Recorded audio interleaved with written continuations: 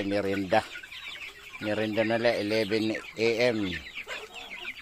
Kasi pakain natin kanina alas 7. Tapos pakainin naman natin ulit mamaya hapon alas 4.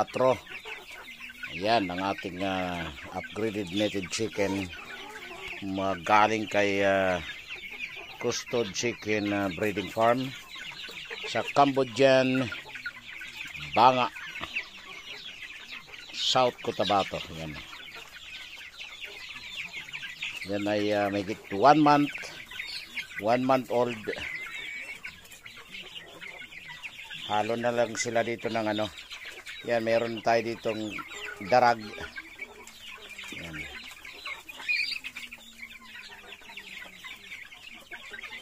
Kailangan natin pamirindahin sila para mabilis ang paglaki nila. Kasi 1 month siguro, ano to, 1 month and 7 days or 8 days.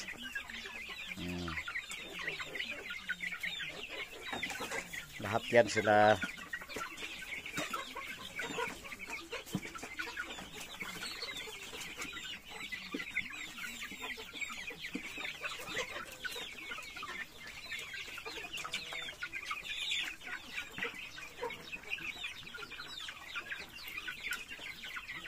Yan, ito, laki nito. Yung may balahibo ang paa. Laki niya, no? Ang laki niya, no?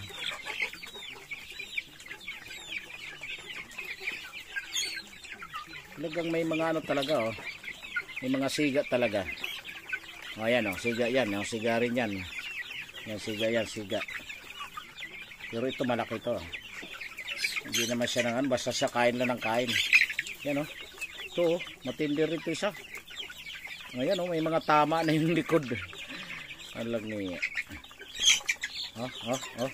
Yan niya yung darag, oh. Yung darag na babae, oh. Malaki na yan, eh.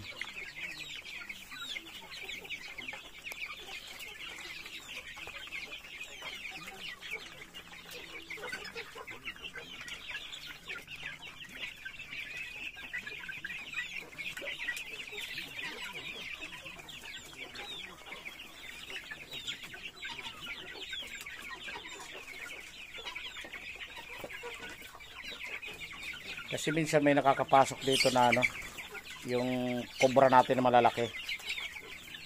Kaya kawawa, kaya lagi kong tinitingnan. Kasi yung kobra na malalaki matapang din yan, eh.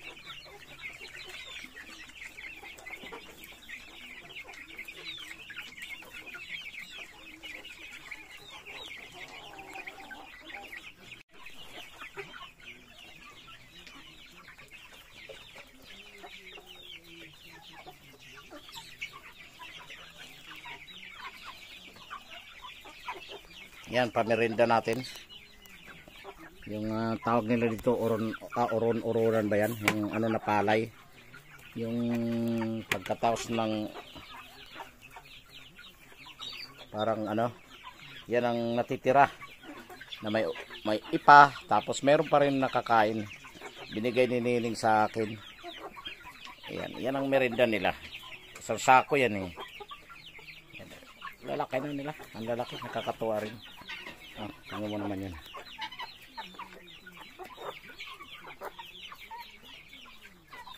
Yung isa nga dito na yan, oh, yung halos may pula.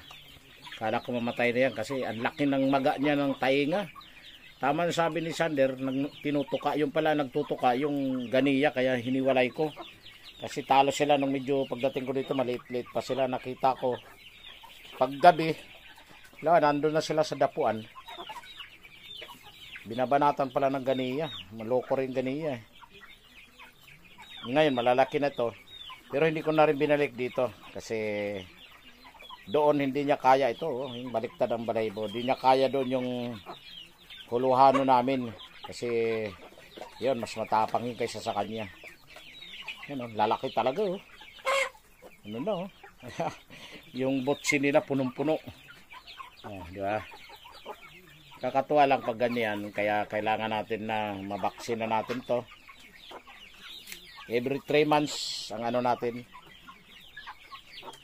Para maano natin natawag nito mga pa natin, ma-avoid natin yung mga sakit na ano dito, kasi dito tayo sa farm, yung ano natin, kumbaga sabi ni Sander, kailangan may protection daw ang ating mga alaga dito. Kaya maraming salamat kay Sander. Yun lang ang nahirapan ako, yung clone H120.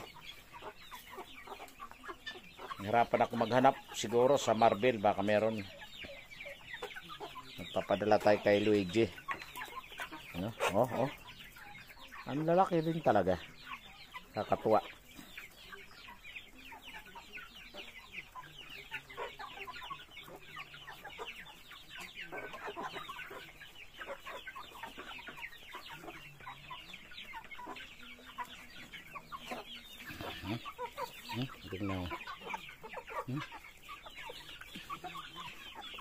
Hindi natin sila papalabasin ngayon kasi medyo masama ang panahon, hindi gaano maaraw.